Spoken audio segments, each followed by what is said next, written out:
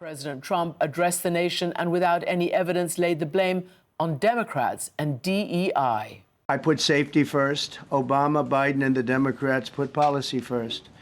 And they put politics at a level that nobody's ever seen, because this was the lowest level. The initiative is part of the FAA's diversity and inclusion hiring plan, which says diversity is integral to achieving FAA's mission of ensuring safe and efficient travel. I don't think so. We're joined now by our CNN and PBS colleague, Miles O'Brien, an aviation expert. Miles, you have covered so many of these terrible tragedies. The truth is there hasn't been a mid-air collision or a collision in Washington for many, many, many years. What do you make of the president immediately blaming it? I mean, literally bodies are still in the river on politics. Well, I can only imagine what it's like to be a family member of a loved one who was lost. It's not only incorrect, premature, and not paying any deference to the good, hardworking investigators, much less first responders, who are trying to deal with this right now, to summarily assign blame to something which there's no data for. I can imagine it not landing well on the ears of those who've lost their loved ones, and it's not constructive ultimately to the real mission here, which is to figure out what happened and try to fix the system so it doesn't happen again. I'm going to get to that in a second, but I do want to just push, because this seems to be a pattern now. This is what Trump and his people are going to be saying about anything that goes wrong. They've already started this on the most incredible of days and incredible tragedies. So he basically said that, the FAA is riddled with the acceptance of employees, including with intellectual and psychological disabilities. This program has been in place in terms of, getting as many people represented in the FAA as possible since 2013. And the FAA says only fully qualified people will be put in the roles that require full and hard, factual qualification for these kinds of roles. In all your coverage, has this ever been an issue? No. And I got to say, Christiane, as a personal note, I'm a disabled American. I'm missing an arm, and I fly an airplane under great scrutiny with the Federal Aviation Administration.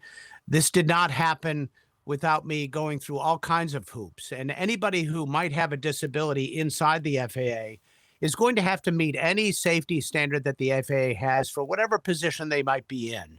To assume that air traffic control is somehow inhibited because of people who are disabled, it's really a horrible comment. Number one, it's simply not true, and takes away from the very important work of finding out what really happened here. So in that regard, then, let's turn to that. And that is, let's turn to what the new Transportation Secretary, Sean Duffy, said about communications between these two aircraft with the control tower. This is what he said. There was communication.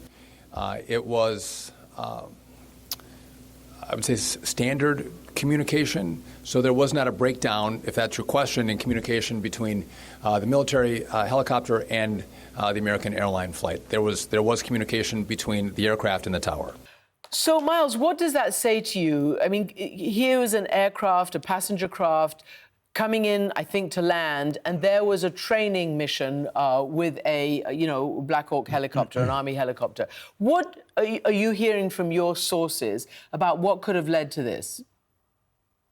Well, you have to understand sort of the architecture of air traffic in Washington. You have Washington National Airport right along the Potomac River. It also happens to be the helicopter corridor up and down the Potomac River. Some of that has to do with noise abatement, but a lot of it has to do with the highly restricted and prohibited airspace all around Washington, which forces those helicopters onto the river and alongside National Airport. Now, to have low-level helicopters essentially flying underneath aircraft that are on approach to National Airport is not a good design.